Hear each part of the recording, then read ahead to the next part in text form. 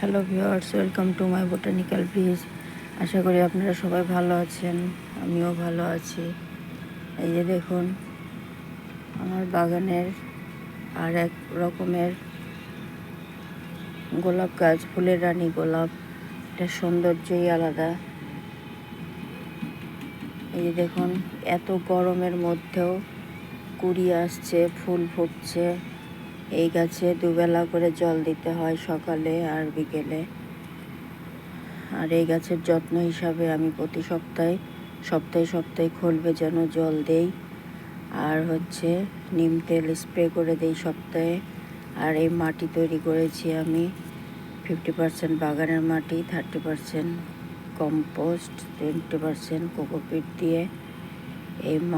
এরকমভাবে মিডিয়া তৈরি করলে গাছ হেলদি এবং ভালো থাকে। এই যে দেখতেই পাচ্ছেন আমার গাছ অনেক সুন্দর এবং সবুজ সতেজ আছে। এটা অরেঞ্জ কালারের ভ্যারাইটির তাজমহল গোলাপ। এটা অবশ্যই হয়ে গেছে, এটা কেটে দেবো আমি।